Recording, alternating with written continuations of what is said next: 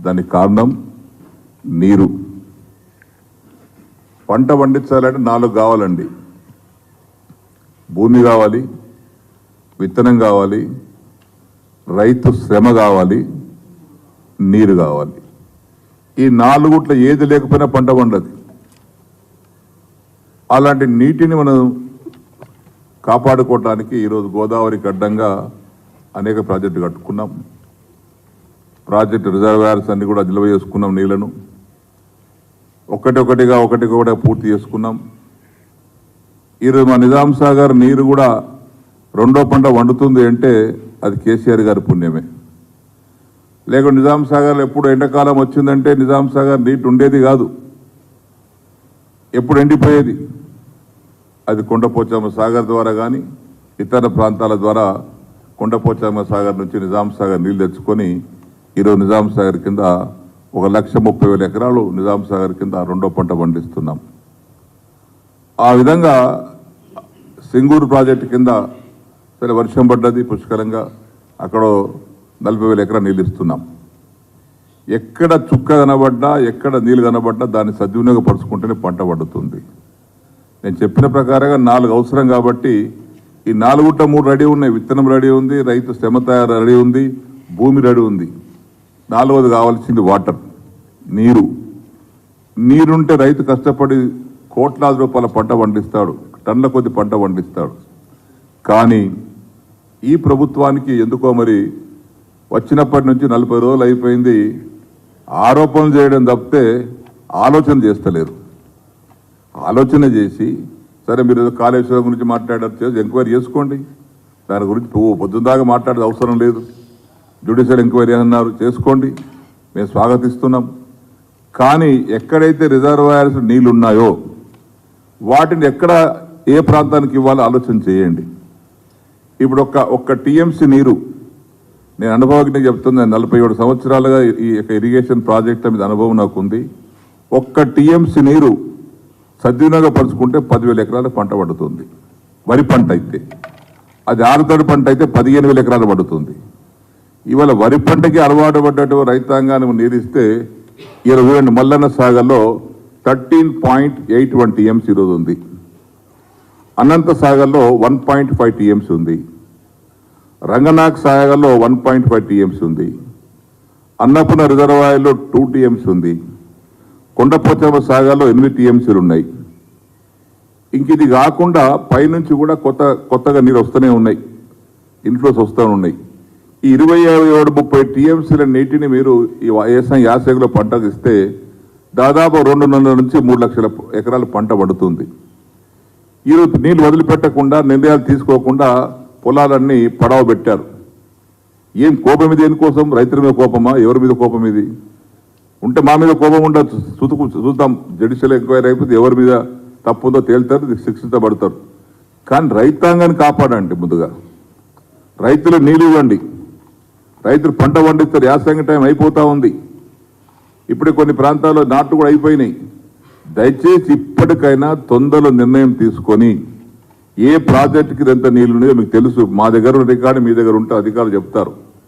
ఆ రికార్డు ప్రకారంగా నీటిని నిల్వను దృష్టి పెట్టుకొని ఆయకట్టుకు నీరు విడుదల చేయండి. పుష్కలంగా పంట పండిస్తారు, 2వ పంట కూడా వండుతుంది. ఇప్పటికే ఈ సంవత్సరం యాసంగి పంట దిగుబడి తగ్గుతుందనేది అంచనా వేస్తా ఉన్న అగ్రికల్చర్ డిపార్ట్మెంట్ వారు. దిగుబడి తగ్గనీయకండి, ఎంత వీలైతే అంత దిగుబడి పెంచే ప్రయత్నం చేయండి.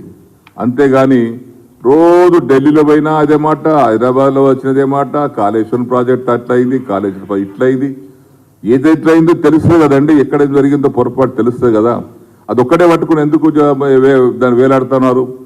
ఇంకా ఈ ఉన్నటువంటి దాన్ని మీరు సద్వినియోగం పరచుకోండి, నీటిని సద్వినియోగపరచుకోండి, నీటిని వదిలిపెట్టండి. ఇన్ని ప్రాజెక్టులు నీళ్ళు ఉన్నాయి, లేక కాదు, అక్కడ కాలువలు రెడీ ఉన్నాయి, వదిలిపెట్టండి. ఎంతవరకు నీళ్ళు ఇవ్వగలుగుతారో అంతవరకు నీళ్ళు ఇవ్వండి. ధాన్యం ఒకవేళ కొరత ఏర్పడితే మీరు ఏం చేయలేరు. ధాన్యం అనేది రైతు పండిస్తేనే ధాన్యం, దాన్ని మాయామంత్రం వేస్తే ధాన్యం తయారు కాదు. దయచేసి ఇప్పటికైనా రాష్ట్ర ప్రభుత్వం, ఇరిగేషన్ శాఖ మంత్రి గారు కానీ, ముఖ్యమంత్రి గారు కానీ, అధికారులు కానీ దయచేసి వెంటనే నిర్ణయం తీసుకోండి. ఏ ప్రాజెక్టు ఎన్ని నీళ్లున్నాయో వాటిని సత్వరంగా వదిలిపెట్టి రైతుకు పంట పండించడానికి అవకాశం కలిగించండి. దానివల్ల రైతు బాగుపడతాడు, మీకు కూడా మంచి పేరు వస్తుంది. లేకపోతే నీళ్ళుంచుకొని నీళ్ళు ఇవ్వలేదు అనేటువంటి చెడ్డ పేరు మీకు వస్తుంది, అపనామం వస్తుంది మీకు. అది గుర్తుపెట్టుకోండి. ఇప్పుడు నిజాం సాగర్ నీళ్ళు ఉన్నాయి, మేము వదిలించిన మొన్న. ఎందుకంటే ప్రతి సంవత్సరం లాగా నీళ్ళు తక్కువ ఉండేటి, ఈ సంవత్సరం కొద్దిగా ఎక్కువ ఉన్నాయి. కాళేశ్వరం నీళ్లు కొండపోచమ్మ సాగర్ ద్వారా తీసుకున్నాం, నింపుకున్నాం. ఈరోజు వదులుకున్నాం అక్కడ నిజాం సాగర్ నీరు. అట్టనే మిగతా ప్రాజెక్ట్ నీళ్ళు ఉన్నాయి, వదిలిపెట్టండి. అక్కడ ఎందుకు వదిలిపెడతలేరు? అక్కడ దానికి కావలసినటువంటి ఆదేశాలు ఇవ్వండి అధికారులకు. కాబట్టి దీన్ని ఏమాత్రం వెనుక ముందు చూడకుండా ఆ నీటి వదిలిపెట్టవలసిందిగా కోరుతా ఉన్నాం.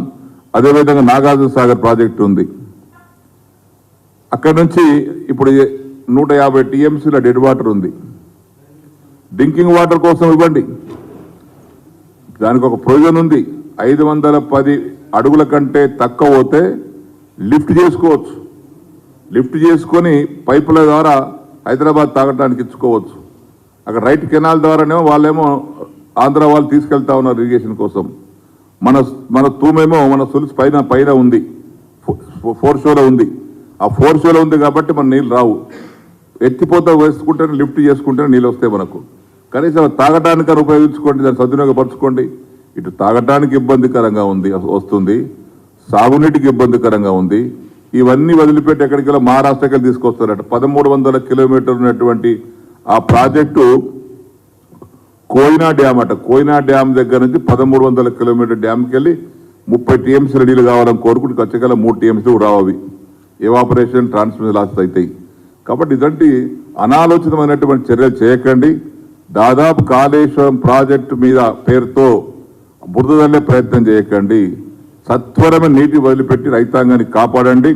అదేవిధంగా ఈరోజు సింగూరులో కూడా నీళ్లు ఉన్నాయి. సింగూరులో కూడా 24.77 టీఎంసీ ఉన్నాయి. నిజాం సాగర్లో సరే వదిలిపెట్టాం, ఇంకా 13.5 టీఎంసీలు ఉన్నాయి.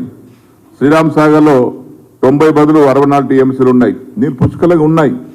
ఎంతవరకు ఇంక ఇవ్వగలుగుతారో నీటి పరిణామాన్ని బట్టి, నీటి కొలతను బట్టి ఎంత ఏరియాకి ఇవ్వగలుగుతారో లెక్క ఉందొకటి, ఆ లెక్క ప్రకారం ఇవ్వండి.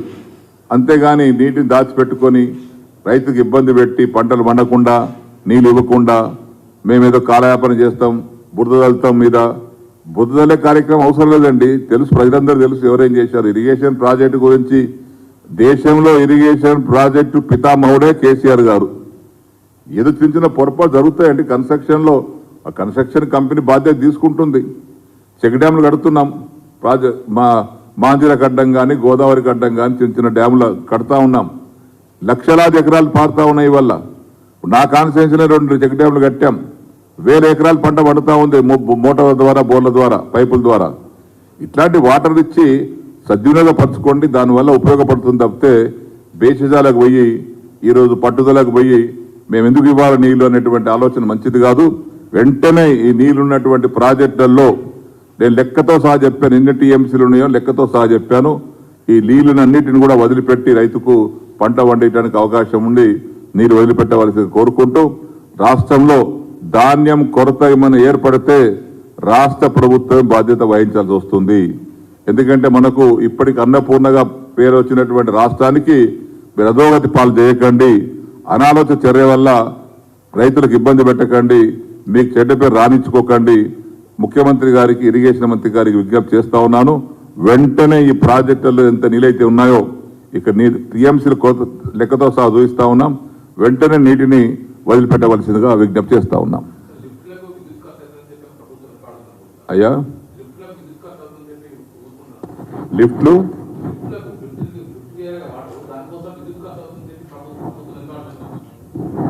ఆల్రెడీ నీళ్ళు నిల్వ ఉన్నాయి, లిఫ్ట్ చేయాల్సిన అవసరము లేదు. ఇప్పుడు ఈ ప్రాజెక్టులలో లిఫ్ట్ చేయాల్సిన అవసరమే లేదు, ఆల్రెడీ నిల్వ ఉన్నాయి. ఉన్న నీటిని వదిలిపెట్టమంటున్నాం మేము, కొత్తగా తెచ్చే అవసరం లేదు, నిల్వ ఉన్నాయి. ఇంకా మిడ్మానే డ్యామ్, మీరు అన్నట్టుగా మిడ్మానే డ్యామ్లో కూడా నీళ్లు ఉన్నాయి. అవసరం వస్తే మిడ్మానే డ్యామ్ నుంచి లిఫ్ట్ చేసుకోవచ్చు, వాటర్ ఉంది మిడ్మానే డ్యామ్లో. అది కంటిన్యూస్ ప్రాసెస్. అది ఈ అనంత సాగర్ పైన మిడ్మానే డ్యామ్ ఉంది, మిడ్మానే డ్యామ్ నుంచి కూడా నీటి వాటర్ తీసుకోవచ్చు, లిఫ్ట్ చేసుకోవచ్చు. ఎక్కడ కూడా నీటి ఇప్పుడు రెండో పంటకు ఈ యొక్క పరిణామాన్ని బట్టి, నీటిని కెపాసిటీని బట్టి నీటి వదిలిపెట్టడానికి కోసం ఎక్కడ ఇబ్బంది లేదు. కానీ అవగాహన లోపం మాత్రం ఇక్కడ ఉంది, ఆలోచన లేదు, అవగాహన లోపం ఉంది. దయచేసి దీన్ని మీరు అన్నట్టుగా మిడ్మానేర్ డ్యాంలో కూడా నీళ్లు ఉన్నాయి కాబట్టి కింది ప్రాజెక్టుకు నీళ్ళు తక్కువ పడితే అక్కడి నుంచి కూడా తీసుకోవచ్చు. దయచేసి వెంటనే చర్య తీసుకోవాల్సిందిగా కోరుతా ఉన్నాం. Thank you.